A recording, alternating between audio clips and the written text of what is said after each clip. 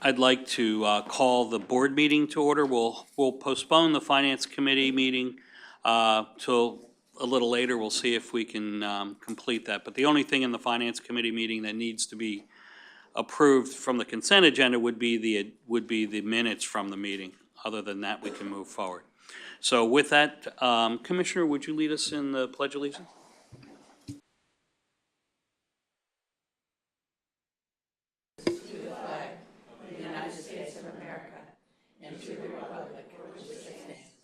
One nation under God, indivisible, with liberty and justice for all.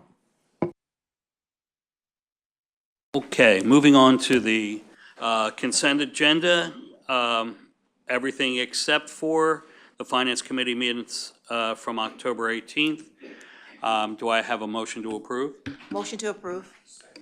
I have a motion and a second. All in favor say aye. Aye. Is just anybody who doesn't like it, then doesn't matter at this point. I'm kidding. They're approved. All right, now let's move on to the action items. Approve Community Council appointment. Yardis? Good afternoon. My name is Yaridis Garcia. I am the Community Engagement Manager for JWB, and I'm here to introduce to you one of our newest members for the Mid-County Community Council, Fidel Johnson. Mr. Johnson started his professional career as a mental health social services counselor at the Manatee Adolescent Treatment in Bradenton and stayed there for 5 years. He then joined Ultimate Medical Academy in July of 2009, and where he has served on various positions, including allied health education, career service advisor, and later promoted to a student services manager. These roles have provided Mr. Johnson with the opportunity to build relationships and a lot of collaborations in the community, which has helped the students that has been there for a while, as well as new students.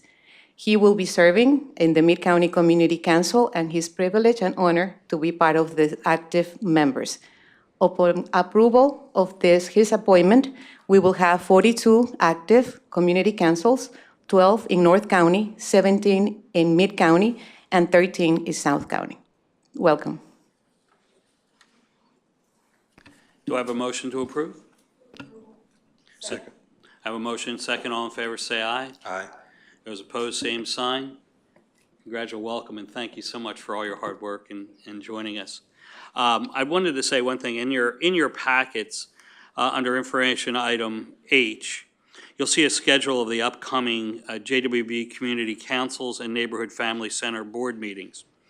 I strongly encourage my fellow board members to select a few of those meetings and to attend them. I've already scheduled out mine starting in November, and I will go. I plan on attending both community council and neighborhood family center meetings. I think they're absolutely well worth it. And as you're aware, JWB sits and convenes these three councils in North, Mid, and South Pinellas County. Our councils serve as a bridge between JWB and the children and families we serve. The community council meetings are typically held on the first Thursday of each month at the community sites in their respective parts of the county. JWB also invests in 9 neighborhood family centers, and each has its own board of directors. Neighborhood family centers offer comprehensive core family support services, and JWB has been investing in this model since 1993. We ask that you let JWB Board Clerk Melissa Fulzer know in advance if you're going to attend the meeting, and mainly it's because if we have more than one board member attending, we have to provide a public notice to the meetings on the website. So in addition, it gives the JWB opportunity to have staff members there as well. Like as I said, I really would welcome others to join me in attending these meetings and supporting our staff, as well as the community councils and centers, showing them our support of their of the hard work that they do and the value of that work as well. So please let Melissa know on those that you can attend. All right, let's move on to ratification of the Finance Committee recommendations. If there's any questions about those recommendations, Chief Milliken is here. He is the chair of the Finance Committee. He can answer any of those questions for you. So moving on to approve the budget changes. Diana, would you walk us through that? Good afternoon. I'll be presenting the first action item today. So at the last board meeting on July 21st, the board took action to approve a proposed millage rate of 0.8508 and a preliminary budget for fiscal year 23 totaling $144,921,542. In accordance with Florida statutes, section 200.065, that information, along with the date, time, and place of our first trim hearing, was provided to the property appraiser by the August 2nd deadline. On August 22nd, the property appraiser mailed out the trim notices to all property owners, notifying them of our tentative public hearing, which will be held tonight after the board meeting. But subsequently, there have been two changes that have been made to that preliminary budget. One of the changes was to increase the beginning fund balance amount.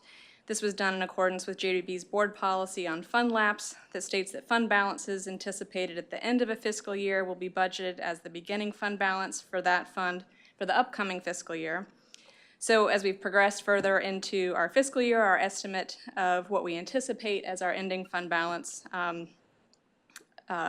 will be for this year was increased by approximately $637,000, resulting in a new beginning fund balance amount of $53,737,802. The other change was an increase of $39,802 for county statutory fees based upon an updated estimate that we received from the county tax collector's office. These fees represent the portion that JWB is required to pay to the tax collector and property appraiser's offices to support the costs of them assessing and collecting the ad valorem taxes on our behalf. These changes have increased the total budget amount by $637,053 to $145,558,595. Those changes were approved by the Finance Committee on August 18th, and we're recommending ratification of that action by the board here today, and I'm available if you have any questions. Are there any questions?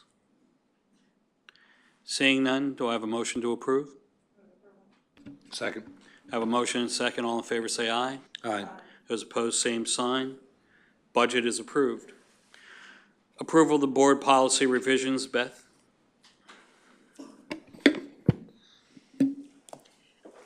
We took the board policy revisions to the Finance Committee, and so this again is for the board to ratify the Finance Committee's action. The board policies include a whole variety of topics, but in particular deal with financial matters in the operation of the Juvenile Welfare Board, as well as our financial activities with our funded agencies, what we fund, what we don't fund, that sort of thing. This year, we really dug quite a bit deeper into cleaning up these policies, making sure terminology was consistent across, better organized, that sort of thing. So you see a significant number of red line changes here, but I would just lift up three that are more material. One is that our former or current policy includes an investment policy, and within that investment policy is our maximum percentages of our entire portfolio that can be invested in any one of two or three different kinds of investments.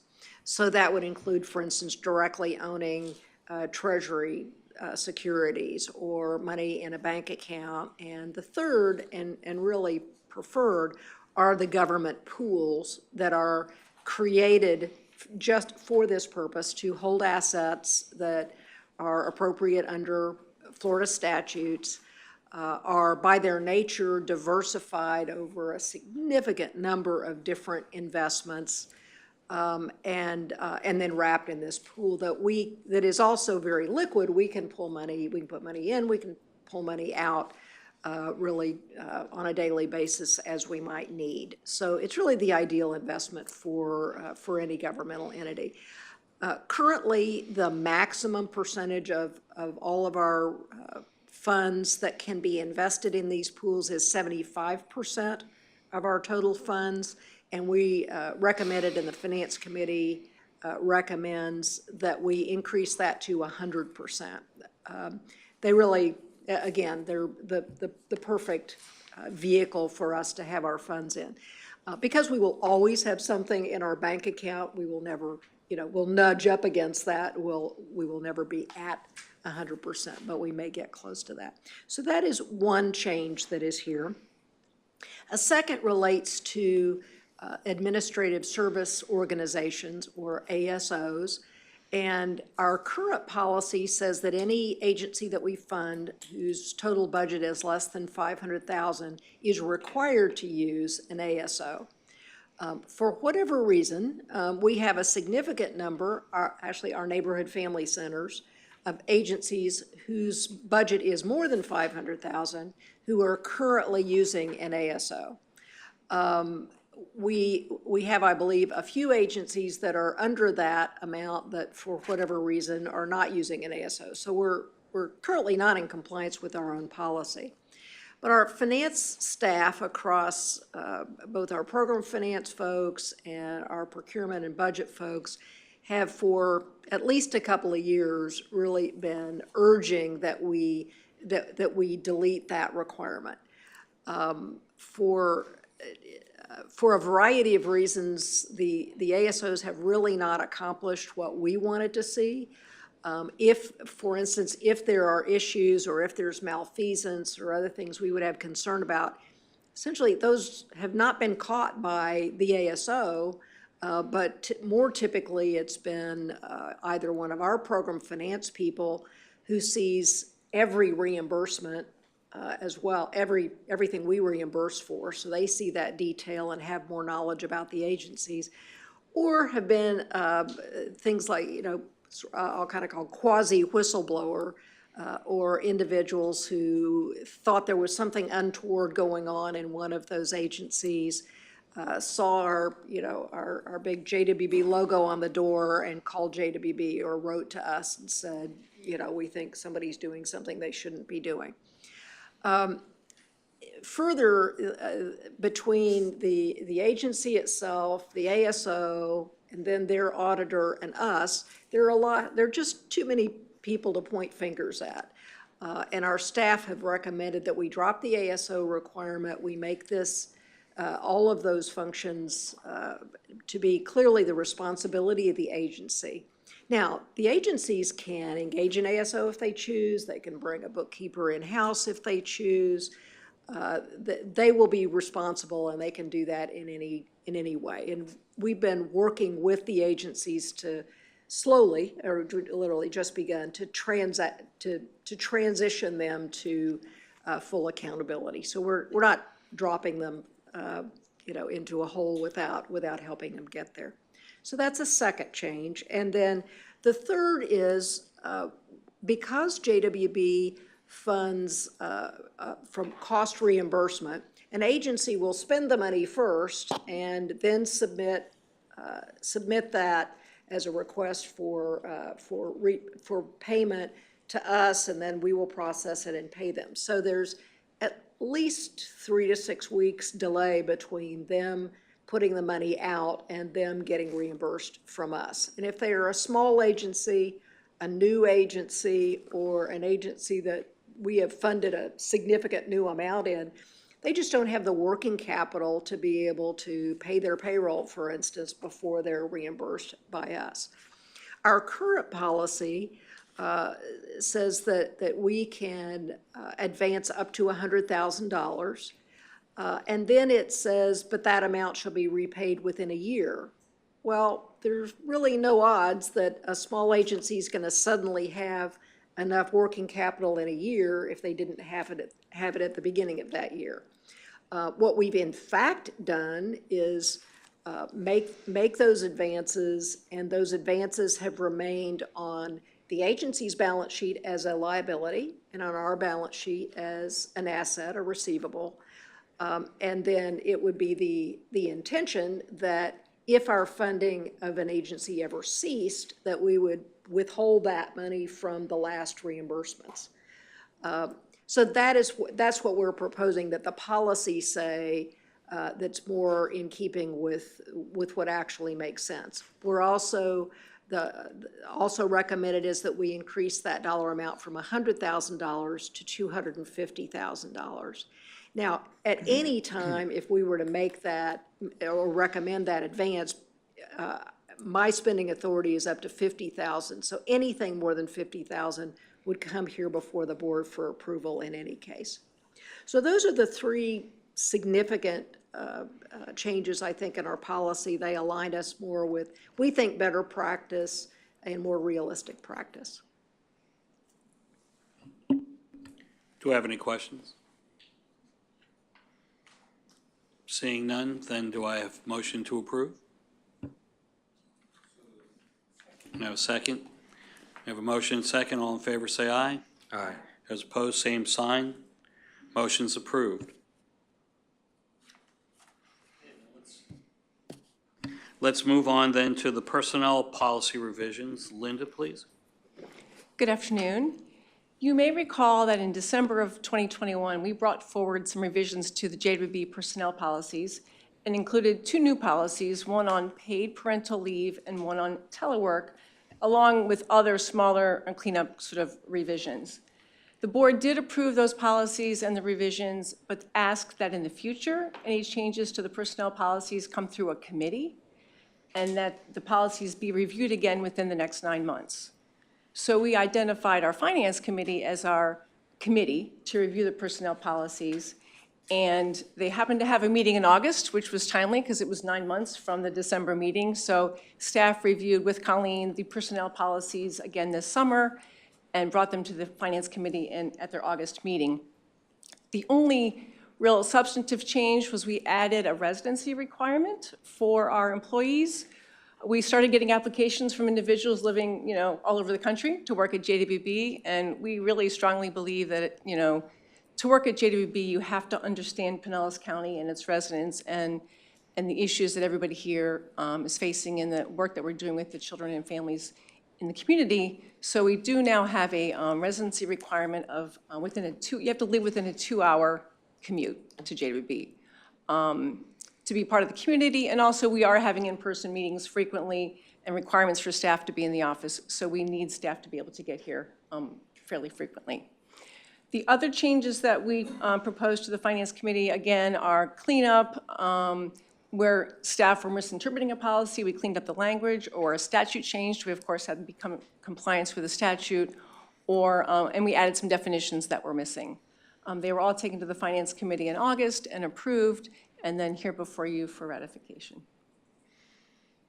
Just one comment on the, on living in this area. I had asked a question at the Finance Committee as to how many employees actually live, what percentage live in Pinellas County and around the area. Correct me if I'm wrong. 74% live in Pinellas County, 17% live in Hillsborough County, and then the balance, small percentage, live within the Tampa Bay region. So it's a reasonable number. Do you have any other questions? Yes. I just want to say I want to compliment you also on including that in the policy because it takes care of your tax issues too if you have people living out of state. So I think it's wise to have that in writing. Any other comments or questions? Seeing none, do I have a motion to approve? I have a motion and a second. All in favor, say aye. Aye. Those opposed, same sign. Motion's approved. Moving on to the approve of the cooperative purchase and contract for Microsoft volume license. Laura Peel. Yes, good afternoon. Woo, that sounds loud. I'm Laura Peel, Director of IT, and I am seeking approval, a 3-year renewal for a Microsoft Enterprise Agreement through SHI, utilizing the Omnia contract. And basically, this is what JWB uses to do our business, operate every single day. It is for our Windows licenses, our Office licenses, our Excel, Word, all of that.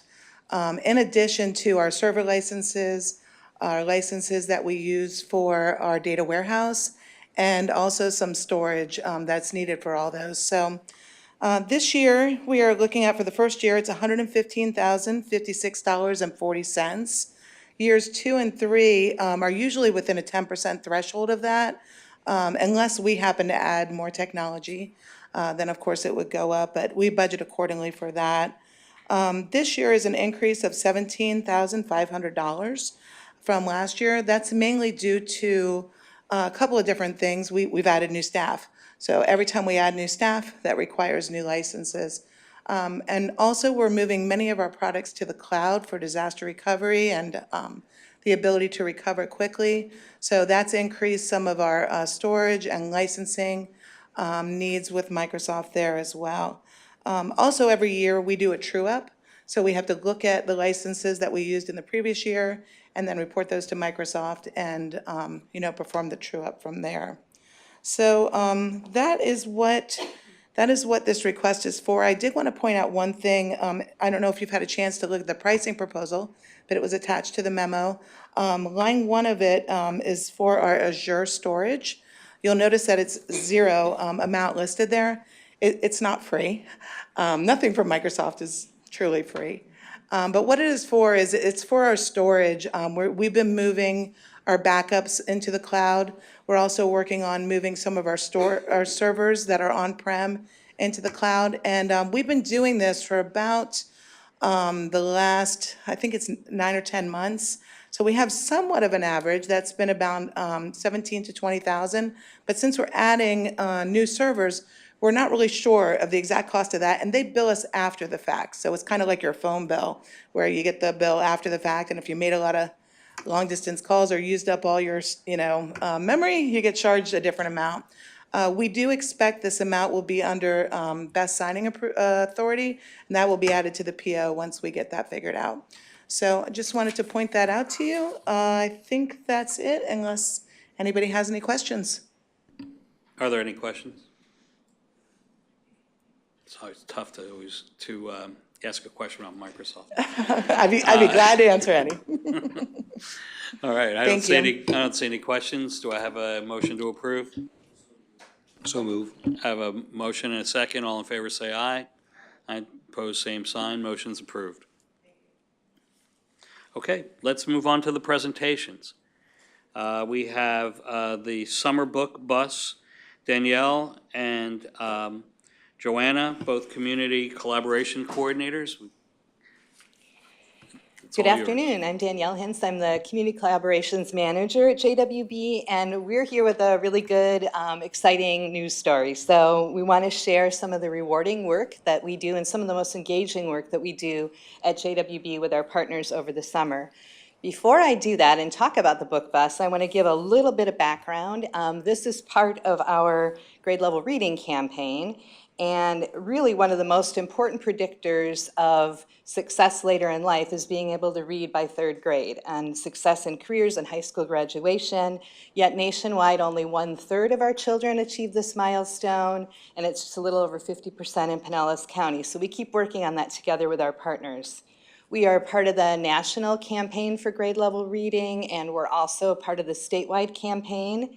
And we partner with Lectio, a Harvard-based institute that's really focused on improving reading outcomes and raising literacy rates for children. So all of our good work is accomplished through our work group. We have over 85 organizations, over 175 individuals that we work with. And I want to emphasize that none of this good work could be done without our partners. One of our largest key partners is Pinellas County Schools, and several years ago, they partnered with P-TECH and retrofitted a school bus to make it into a book bus. And this happened in 2014-15 so that they could go to the summer bridge sites, which used to be referred to as summer school, and give kids access to come on the bus and pick out books. And they allowed us to start using it with our campaign in 2016. And we generally have the book bus when they're not going to the bridge sites the first week of summer and the last couple of weeks of summer. The book bus is really like a mobile bus on wheels, and you'll see a couple of little videos that will show you. I want to also point out that it's the summer learning loss, but it's also really just to instill a love of reading for the kids. And you'll see the excitement as we share some videos and Joanna talks. Another important part of what we do with our campaign is our MyOn online digital reading platform, and that provides access to thousands of books that children can, anyone across the county, through a funding collaborative with Pinellas County Schools, JWB, and United Way. Children can download the books, and they don't need internet access to read them. So it's another way of, if they're traveling or at home, that they can access reading materials. This summer, we had MyOn, well, every summer, our MyOn street team comes along with the book bus, and they do activities and get the word out more about how kids can use MyOn and demonstrations at the sites while the kids get ready to get on the book bus. And we also, through the campaign, we fund several reading challenges throughout the year with MyOn to really increase the number of kids, and we've seen that steadily climb that are using it. We look at the data with the school system and see where we're at monthly, and with the prizes, some of them are laptops and devices that will allow the kids who don't have access to be able to read. So this is the largest undertaking that we have here for our campaign, and really for any of our campaigns. It's a once-a-year big deal. And I want to have Joanna come up following. We have a short JWB video. Joanna Maniscalco has been our champion, our enthusiastic cheerleader, and the coordinator of the book bus from the beginning. And so she's going to share our successes this year. But first, we'll show our video.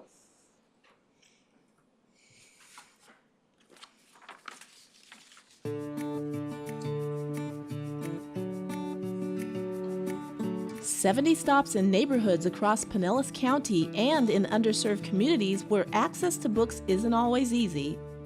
From early learning centers and apartment complexes, to rec centers and libraries, to JWB's 9 neighborhood family centers. Over 9,000 books given away, each sorted by age and reading level, selected with cultural competence in mind, and featuring topics and titles from everything under the sun. More than 4,500 smiling and enthusiastic kids, eager but waiting patiently to climb aboard the retrofitted bus, greeted by JWB staff and VIP volunteers, receiving help, and sometimes hugs, as they thoughtfully selected 2 books from the bins to take home. In an effort to combat summer learning loss, JWB once again staffed the book bus with dozens of volunteers, touring from Tarpon Springs to South St. Petersburg and instilling a love of reading for kids along the way. This year, JWB leadership and staff volunteers were joined on the bus by some very special VIPs. A JWB board member lending a hand at several North Pinellas stops, legislators and their aides helping at sites in their respective districts, mayors visiting book bus stops in their cities, and a school board member stopping by one of JWB's early learning academies. Even a family member of one of JWB's founders lending a hand at a stop in Pinellas Park. Excitement was in the air as children picked out their 2 favorite books, asking in disbelief if these were really theirs to keep. Part of JWB's grade-level reading campaign, this annual summer ritual continues to spread joy for kids, fostering early readers to become future leaders. Doesn't that just make your heart happy? I love seeing all those children. I am Joanna Maniscalco, and I have a slide up here about the book bus history, but I want to tell you a little bit of my history first. I actually am from Colorado, and I came to work for JWB in 2007. My final interview, I was sitting there, and they asked me a question, and little alone did I know how important that question was. I had looked JWB up on the internet, and I'd seen some of the things they did. I thought it looked good. I didn't know a whole bunch because I'm not from here. But the question was, why do you want to work for JWB? And my answer was, because I want to make a difference. Little on did I know that was the perfect question, and I have had the opportunity to do that every day since. I actually was hired into the IT department because that's my background. And I moved from the IT department to the community and back and forth because I really loved the community. And when openings came, I'd go that way, but then they wanted me in IT because I was good at that too. So my background is IT, but my heart is community. The book bus I started doing in 2016 with my friend here and my boss. And we did it the very first year, just the two of us solo. That was fun. It was a new endeavor. We had no idea what we were doing, but it became a labor of love for me. And I've done it every year since, and I enjoy every moment of it. We actually start the project in January, and I usually wrap it up in August with all the reporting and everything, but this year I have the privilege of coming and talking to you guys, and I'm very glad. So September this year. And so you see on the slides, we did start small, 12 sites. We moved up, and in 19, that was one of our biggest years. And you'll notice, of course, there's a gap in there, and the gap year is COVID. So the school system and JWB got together, and we felt that it was wise to not have it just for the safety of people and also of the children. It was a very sad day for me. I didn't know what I was going to do, but they filled it with a whole bunch of stuff with hunger because we know that was a big problem during then. So I stayed busy. But then in 2021, we started again. I was very happy. But our numbers were a lot less because a lot of places were not quite opening, not quite ready for us. But that was okay. We started with our core JWB organizations, and we were able to see some of them. But what we're really here for, what we really want to talk about is 2022. It's okay. And so this year, we actually went to 70 sites, which was very exciting. We actually saw over 4,500 children. We gave away 9,100 books, and we had 70 volunteers. My own team, as Danielle told you already, they were with us again, and they have actually been there since the very first year, and we've grown. Them and us all have grown together.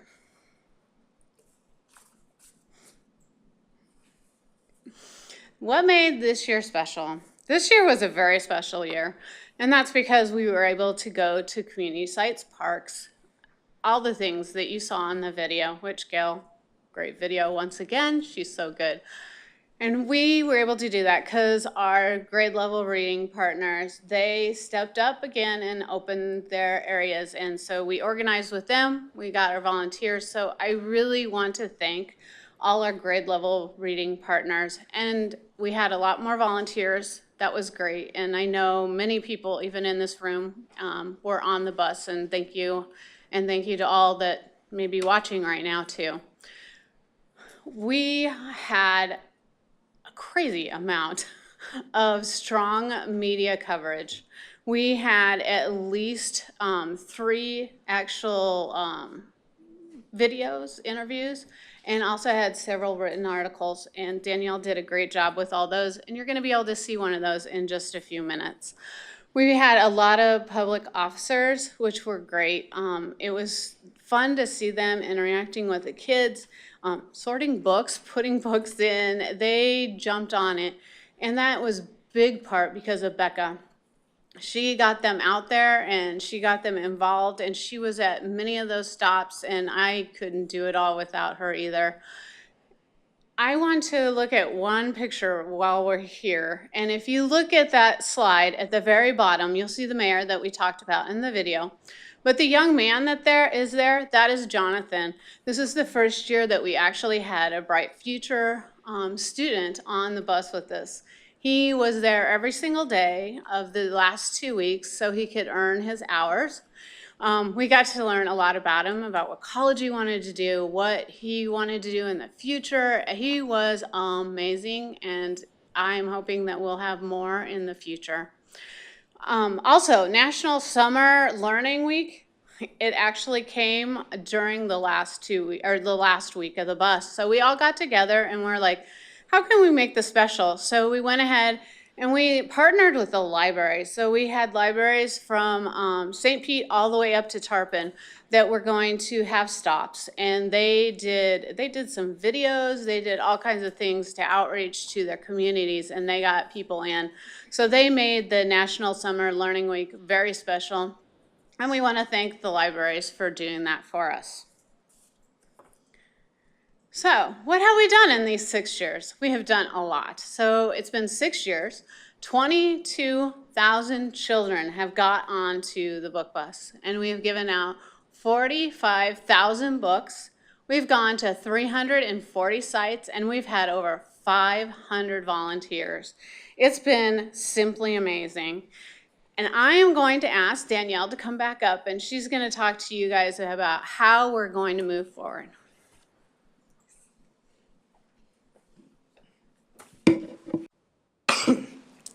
Not now. So I want to mention too that in addition to this work, Joanna does all kinds of other, all kinds of other work for JWB. So while, thank you, there's a big focus on the book bus during the time where it's busy, she's working on all of our other collective impact projects as well. So that makes it even more impressive that we're continuing this with other work. So moving forward, we're going to continue to do our 3 weeks. We're going to continue with the 2 buses and a goal of reaching at least 5,000 children a year. This year we combined some sites so kids can come from one site that they were at to a library somewhere else to maximize the number of children seen. We want to keep engaging more partners, public officials, volunteers. You know, it's one of those feel-good things where we also get JWB to be able to be seen in what are some positive things that we're doing out in the community that are really visual. The media coverage, we hope to have that. I think they were also looking for good news stories at that time. And I would just say that this is folded into a number of other big things that we do with the grade level reading campaign and structural things that we were looking at, systems issues. So this is one big project that we wanted to update you on. So before I show, we're going to show you a quick minute-and-a-half news story that ran. We wanted to see if you all had any questions, comments, thoughts. I just want to give you a comment. I didn't participate the last couple of years, but I did participate in 2019.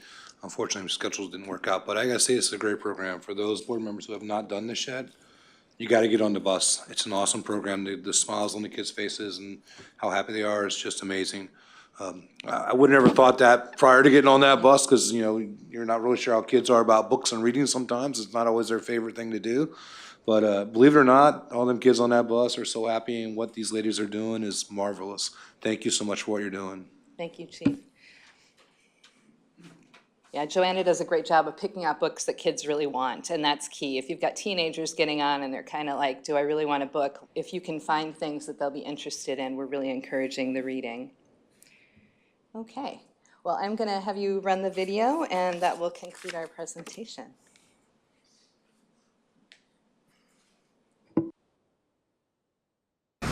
The book bus is part of our Early Readers, Future Leaders grade level reading campaign. And we go out across the county to allow kids to get on the bus and pick out books. So 2 buses go out with us with our campaign for 3 weeks during the summer. Throughout the summer, we'll have covered 70 sites and seen about 5,000 children, giving out 10,000 plus books. From infant all the way up to high school, middle school age kids. Seeing the kids get excited about being able to pick a book out for themselves and take it home. About a farm, that would be good for you. Okay. Did you see this one?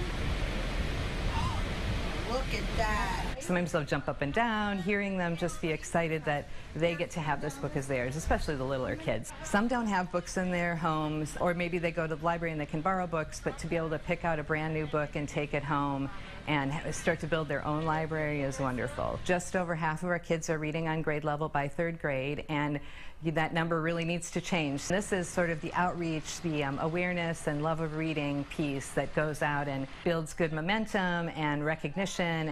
This one, okay. And helps kids have access in the summer. Well, if we start early enough and we start with really little children and get them to want to be read to or to read, then it becomes part of just who they are and what they're doing each day. So if we can get them excited about a book and we can help them get all the skills by 3rd grade, You know, up until then, they're learning to read, and from that point forward, they're reading to learn. So if we can get them excited about reading, then it's one more way to sort of reach our bigger goal of having everyone read on grade level.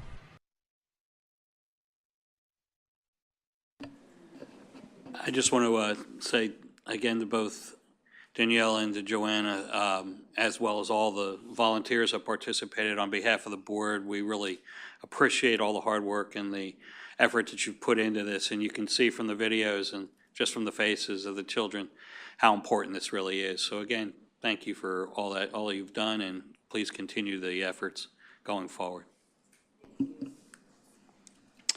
Okay, let's move on to the Chief Executive Officer's report. It's fun to have a lot of things to share with you. First, wanted to let you know, annually, the Juvenile Welfare Board typically has put out an RFA, request for application for non-operating and capital expenditures. And while we remain committed to providing these non-recurring, non-operating, and capital funding opportunities to improve the administrative and service delivery infrastructure of JWB-funded agencies, this year is a little bit different. So these opportunities have typically provided for that one-time capital purchase, everything from building renovation to a bus or IT, computer equipment, that sort of thing. Recently, the Pinellas County government, and working with the Pinellas Community Foundation, released a granting opportunity to support capital needs of nonprofit organizations in response to and in recovery from COVID. And this is with funding provided by the American Rescue Plan Act. The ARPA Nonprofit Capital Project Fund offers 2 grant-making tracks, small capital purchases and large capital purchases, with a total of $17.9 million available for award and distribution. And that award was released in late August, okay. And it was a fairly tight time frame, but roughly the same kind of time period that we would have typically released our capital opportunity. So given that, and that opportunity was already out there, JWB made the decision to postpone the release of our non-operating and capital projects RFA. And that decision was made to avoid the potential for competing requests and also to allow time for JWB to assess what the results of the county's ARPA Nonprofit Capital Project Fund will be. So we immediately notified all of our funded agencies about that decision.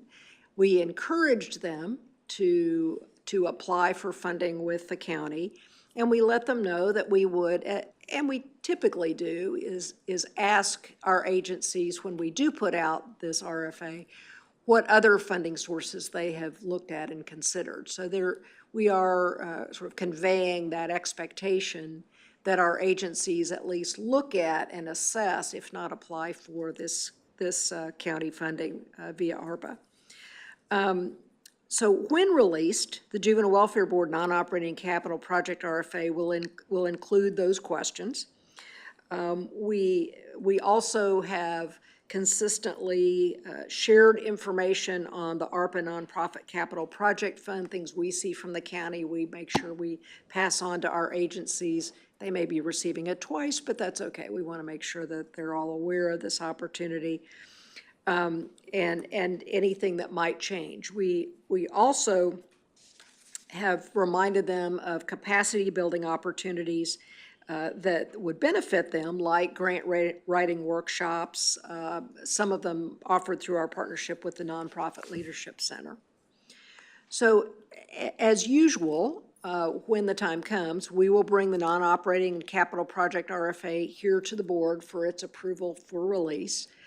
And upon that release, we will send, as we always do, an e-announcement out and also post it on our website's funding opportunities page. So we will wait and see. we don't know how this is going to shake out yet. One of the requirements for the county's funding, because it's with ARPA funds, is that any proposing agency has to indicate how COVID impacted either their expenses, made their expenses higher, or impacted their revenue, that their revenue was less. And I'm not sure any of us know how that's going to shake out, and what will be considered appropriate or adequate evidence of that. And that isn't our part of it, but we will just see, and then see how that goes this fall and come back to you. JWB supports the Suicide Prevention Month, which is this month, September. As you know, our Children's Mental Health Initiative is more than just integrating behavioral health and support services into pediatric settings. We're also working with partners on various design teams, and I wanted to speak about one of those today, specifically to highlight our suicide prevention efforts in light of September being National Suicide Prevention Month. It's a time to raise awareness, understand the warning signs, and learn what can be done to help save a life. Recently, many of us have been impacted by the suicide of a student who would have been a senior at Eastlake High School. And sadly, all of us probably know a friend or family member who has taken their life. So JWB and partners are continuing to work tirelessly to reach the youth who are suffering in silence by increasing community events and making connections beyond the traditional partnerships.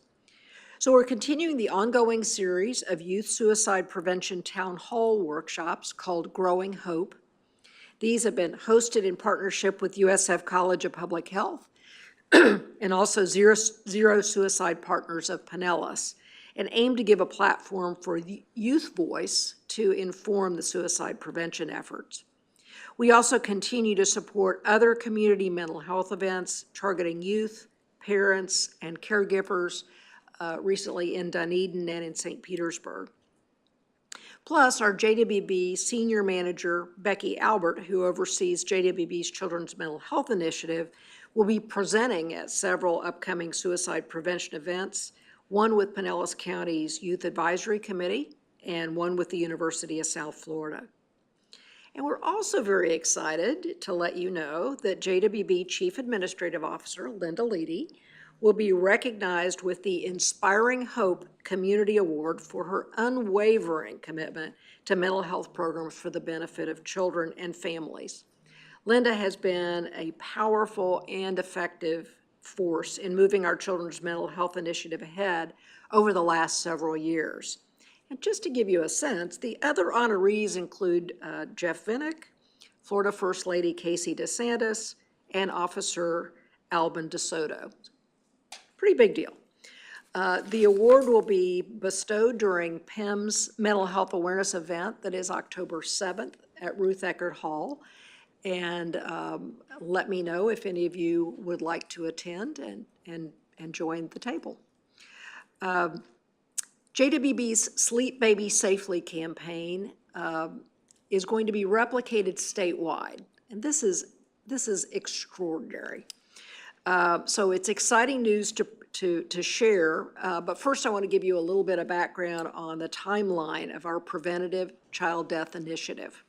In 2015, JWB convened a group of committed partners, formed a local planning team, and joined a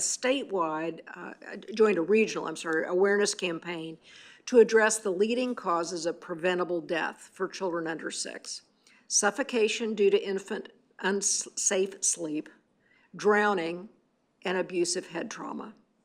In 2017, data revealed that suffocation, sleep-related infant deaths continue to rise, and they were and still are the #1 cause of preventable death for children under 18. So the planning team scanned local, state, and national efforts and found that messaging and materials were inconsistent or confusing. So we looked at the data. The Medical Examiner's Office, Juvenile Welfare Board, and the Pinellas Sheriff's Intelligence intelligence-led policing analyzed infant sleep-related deaths from 2011 through 2017. And then JWB used this data to create Sleep Baby Safely, a campaign featuring consistent messaging, database facts and tips, and coordinated materials used across all touch points. So the campaign's foundational messaging is that the cause of death is suffocation, not SIDS.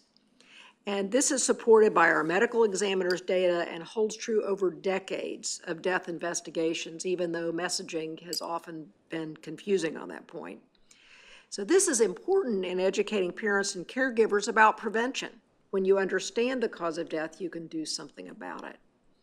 In January 2018, JWB launched Sleep Baby Safely across all 4 of Pinellas County's birthing hospitals, then expanded that to medical practices, first responders, WIC, and more. So note that each year, approximately 8,000 parents of newborns receive the welcome baby bags and face-to-face education at the time of their discharge. And earlier this year, I think we provided you samples of those bags so you could see them. They're just really extraordinarily good and convey the message in a very meaningful and an effective way.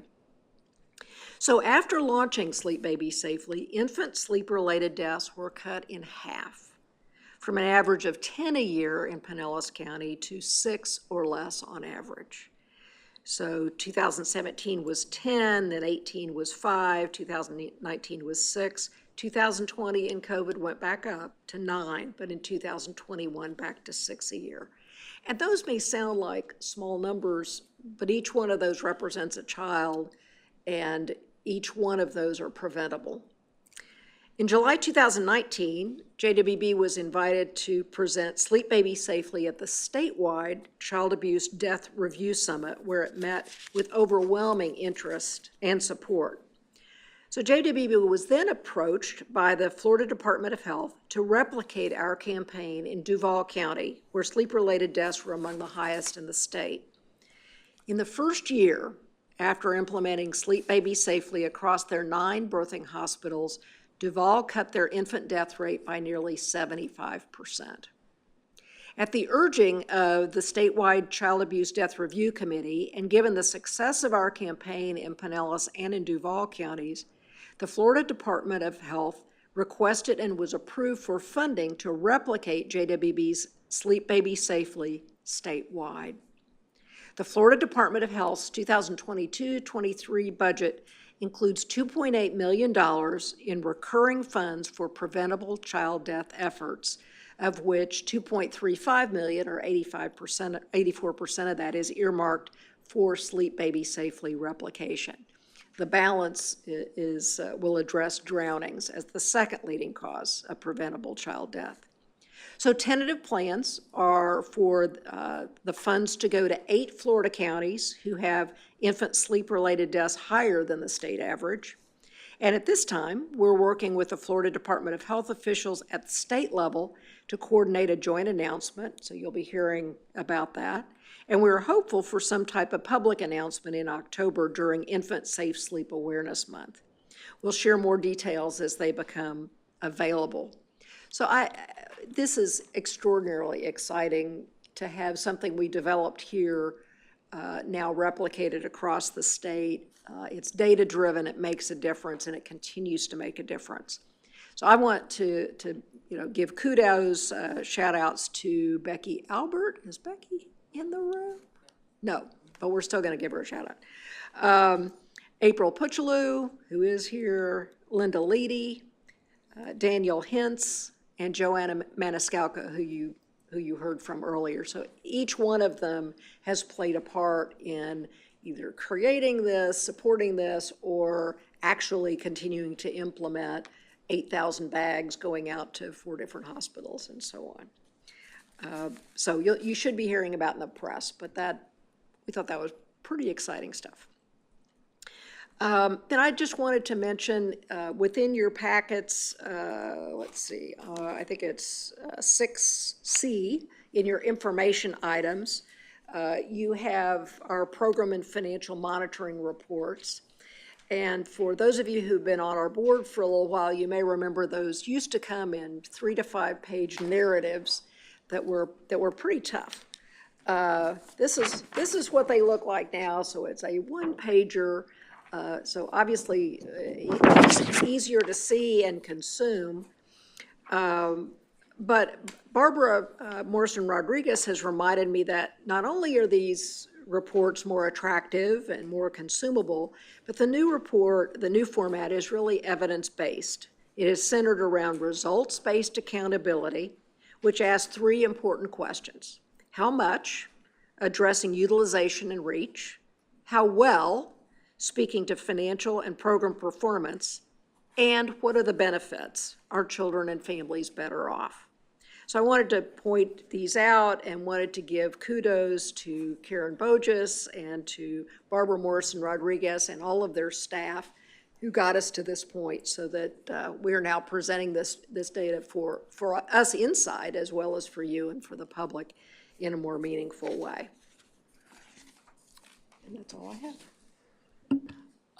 Thank you for recognizing these reports. As a long-term board member, I can say this is what we've been looking for.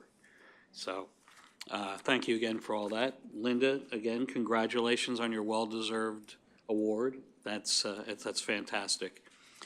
There are other information items here, if there's anyone who wants to cover any of those. If not, do we have any comments from the public? We have no comments from the public. Then before I adjourn, I'm going to ask Beth to read the numerous anniversaries that we have. I'm happy to do that. So in July, we had several anniversaries. Carolyn Brink, 1 year. Jennifer Manick, 3 years. April Puchaloo, 9 years. Joanna Maniscalco, 15 years. Shannon Phillips, 17 years. And Daniel Hintz, 20 years. So you saw a number of those folks today. In August, we have Michael Thomas with 2 years. Michael Havelka, 5 years. Joanne Rich, 5 years. Stephen Bailey, 6 years. And Dandria Dula, 8 years. So congratulations to each of them. Okay, having no other business, before I adjourn, just reminding all the board members that in about 45 minutes, we have our upcoming CHIM hearing. So again, with that said, I adjourn this meeting. So don't go anywhere.